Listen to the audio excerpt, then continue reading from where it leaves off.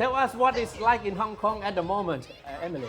It is quite tense because some people fear that they will lose their freedom of expression, freedom of the press, freedom of speech, academic freedom, religious freedom, all the things to do with, expression.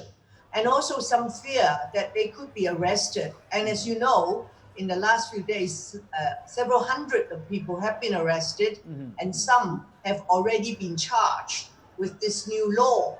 So there's a lot of uncertainty and a lot of concern. And some people want to leave.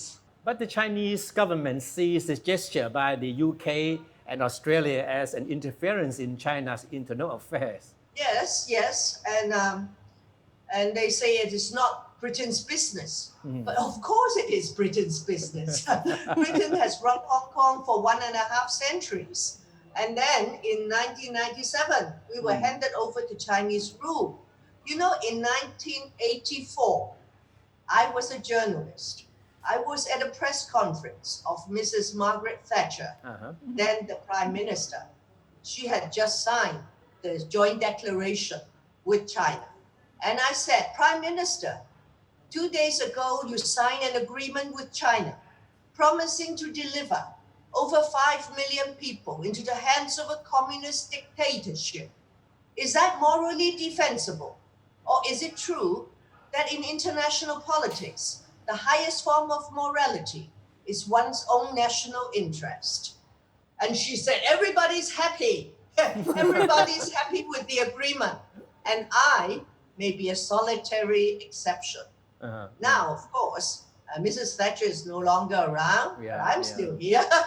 And everybody say, hey, Emily Lau was right 36 years ago. And I think the British government and many of the people understand this, that they have a moral responsibility for the people. And in fact, it's just an offer. If you don't want it, you don't have to take it. Nobody's forcing you to take it. They're just saying that some people are so frightened. So Britain will say, oh, we open the door for you.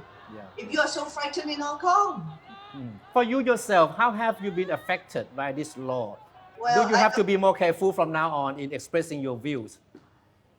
I don't know. I'm still talking to you. Every time I talk to some foreign journalists in the past 2 days, they always think that would be the last time I'm talking because it is not just coming out of nowhere, because they see the fate of dissidents in mainland China. And they fear that would happen to Hong Kong people. So if that's the case, they fear that people like me or others could be arrested and charged and sent to prison very soon. I certainly hope it won't happen. But I still want to speak for the Hong Kong people, not all of them. Of course, there are those who disagree with me. If you live in a free society, people are free to disagree. But somehow, when people look at the fate of dissidents in mainland China, they fear that the same will happen to the people of Hong Kong. And that's why some said I should not be talking to anyone if I shut up. If I conduct self-censorship, maybe I can live in peace, maybe not. But if I keep speaking out, now I'm talking to Bangkok, to Thailand, and then later I talk to the Liberal International. But why should I shut up? Emily, besides talking to the media as you are doing tonight, is there any other course of action that you can take to let the world know what is actually going on in Hong Kong? Well, I think speaking to the media is a very powerful medium. And also because of the lockdown, we cannot go anywhere anyway. And also because there is an offense under the national security law about collusion with foreign forces. I don't know whether they will describe me talking to you now as collusion.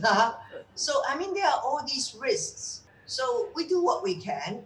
Not that I'm doing it sort of deliberately to break the law, but I think that under the law or not, these are basic freedoms that I should enjoy. And I have been doing it for many years. So as some people say, why change a habit of a lifetime?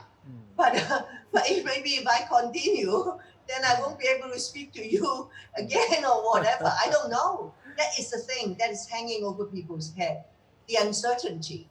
When is it that you have overstepped the mark and then the police will come and arrest you?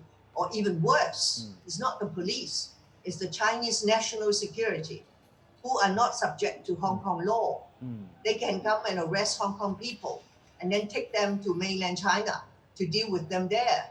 And then all the protection, the so-called protection we get under the Hong Kong legal system will all disappear. And I just hope that the Hong Kong government, the Chinese government will not be so harsh on Hong Kong and will allow the people of Hong Kong, including myself. So I hope that, we don't have that. And then, but I'm not saying that I support independence. No, I've never supported independence. And I think many Hong Kong people do not. But they just want the Chinese government to keep the promise of the Sino-British Joint Declaration. And that is to let us have one country, two systems, a separate system from the rest of China, and where we can be free, we can have personal safety, the rule of law, and not forever. It's only for 50 years, from 1997 to 2047. But now it's only 2020, not even halfway there. And people are so disturbed and worried already. So it is very sad.